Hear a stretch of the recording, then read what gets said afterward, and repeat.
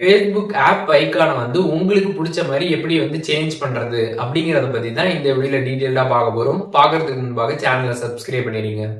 வீடியோக்குள்ள போலாம். Facebook app வந்து ஓப்பன் பண்ணிடுங்க. ஓப்பன் பண்ணிட்டு சைடில் 3 லைன்ஸ் பட்டன் இருக்கும். அதை கிளிக் பண்ணிடுங்க. அதை கிளிக் பண்ணிட்டு செட்டிங்ஸ் அண்ட் பிரைவசி ஆப்ஷன் இருக்கும். அந்த ஆப்ஷனை கிளிக் பண்ணிட்டு செட்டிங்ஸ் ஆப்ஷனை கிளிக் பண்ணிடுங்க.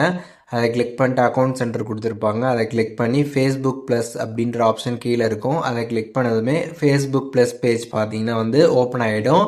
நீங்கள் வந்து ஃபேஸ்புக்கோட அந்த லோகோவை வந்து உங்களுக்கு பிடிச்ச மாதிரி நீங்கள் மாற்றணும்னு நினைக்கிறீங்க அப்படின்னா நீங்கள் வந்து ஃபேஸ்புக் ப்ளஸ்ஸை பார்த்தீங்கன்னா ஆக்டிவேஷன் வந்து பண்ணியிருக்கணும்.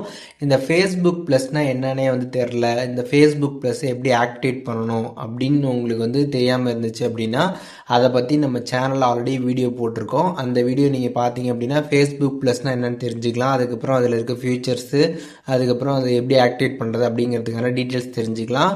அதை நீங்கள் பார்த்துட்டு அதுக்கப்புறம் நீங்கள் வந்து இந்த வீடியோவில் சொல்கிற இந்த மெத்தடை யூஸ் பண்ணி நீங்கள் வந்து அந்த ஃபேஸ்புக் லோகோவை உங்களுக்கு பிடிச்ச மாதிரி நீங்கள் வந்து சேஞ்ச் பண்ணிக்கலாம்.